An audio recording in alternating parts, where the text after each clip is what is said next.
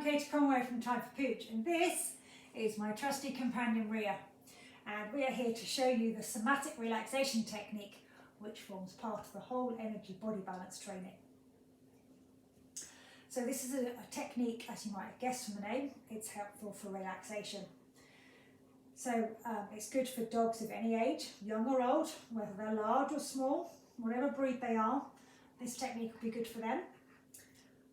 It's also particularly good for dogs that are stressed or anxious or just a little bit wound up.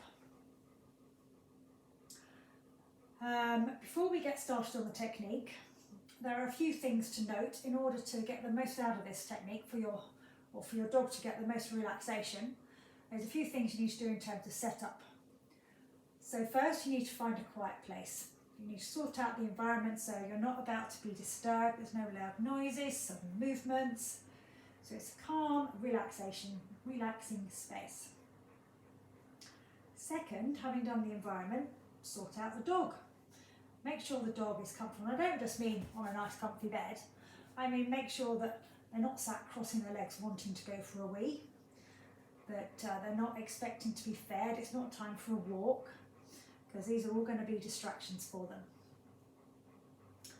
And then finally, you need to sort out yourself. So dogs are really good at picking up on anything that's going on in their humans. Any emotions that we display, the dogs will pick that up and mirror it back to us. So if we are stressed, then it's going to be really hard to help the dog to relax. So I would suggest you put your phone on silent. Make sure that you don't have to run off to a meeting, that you're not waiting on an important call that's going to come in and disturb you.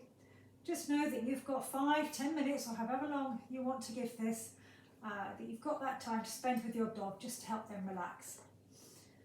So the technique is really very simple. I start with 2 hands on the dog's body. I always have one hand in contact with the dog at all times. It might not be moving, but it's always there. It's just that reassuring presence. It's there, it's not moving, so the dog knows that I'm here and I'm not going anywhere. They don't have to keep alert and watch what I'm doing because I'm just sat here and they know I'm here from that hand. So the other hand, I generally start at the head. So I put my hand on the dog and the hand then contours to the dog's body. So it's not sitting out straight, it's not scrunched up, it's just in contour with the dog's body. And what I'm going to do is just slowly move that hand. But what I'm going to do is to apply a certain amount of pressure going through that. So you want a firm pressure.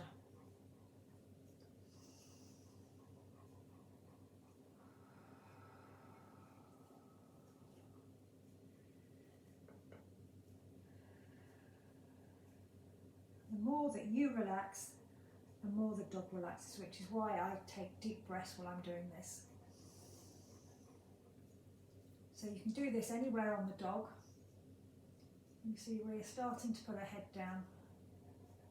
She's still panting quite fast though, so she's not anywhere near relaxing yet. You can do this on the head, the neck is a really good place to do it, around the shoulders. Dogs tend to pick up a lot of tension around the shoulders, and this will just help to relax and release some of that. Across their rib cage, their body, down the spine, across the hips. Again, if your dog has any kind of mobility problem, then the hips and the shoulders are a good place to work, and across the spine. We don't work on the limbs because I don't want to apply pressure on a leg when it's not supported. So, going back to my technique, as you can see from Ria, she's not exactly displaying signs of relaxation at the moment. So you can do it with one hand or 2 hands.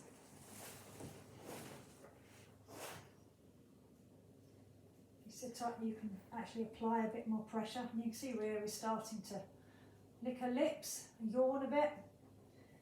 And that's a good sign for relaxation. I can feel that her body is starting to soften below my hands. I'm just using that firm pressure. While she's still panting, she has laid back a bit.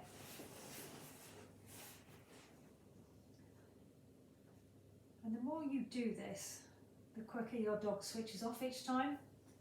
So if you do have an anxious dog, it's going to take you quite a while to calm them down initially.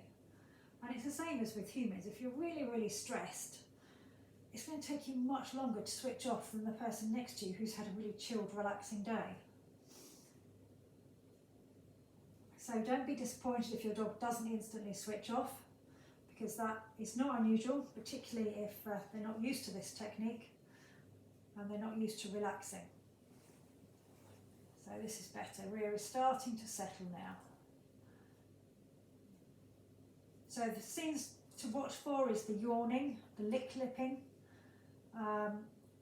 Keep an eye on their ears. I mean, ears are still, they don't ever really go completely flat, but you might find that your dog's ears go from being up high and on alert to being a bit more floppy and relaxed.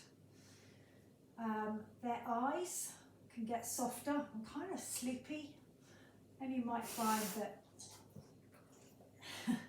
their eyes close. Deep breaths, obviously you can feel as your dog's breathing, particularly if you have your hand over their stomach area, you can feel the breaths as they're coming in and out, see how fast or slow they are. We've got some big sighs going on here, which is really nice to see. Having gone from sat up shaking, we're now laying down and breathing a lot more deeply.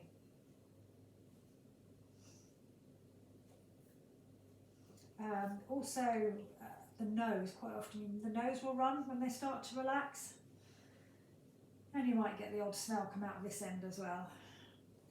But these are all signs that the dog is relaxing. So not only is it good for the dog in helping them calm down, it's also really good for you with your bond for the dog. The more you can do with them, the more time you spend with them, the more they're going to want to spend time with you, if that is quality time. Good girl. Yeah.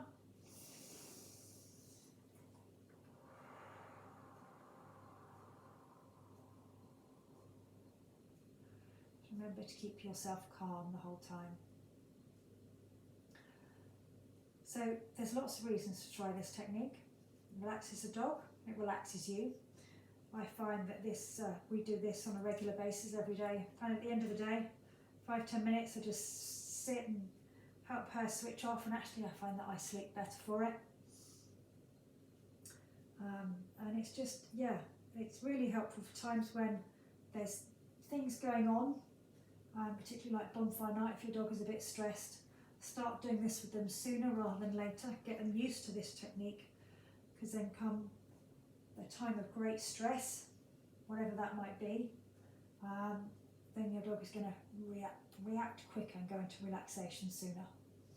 So there you go. That is a somatic relaxation technique. So just keep using that firm pressure across the dog's body. So have a go. Let me know how you do. I'm interested to hear. Bye for now.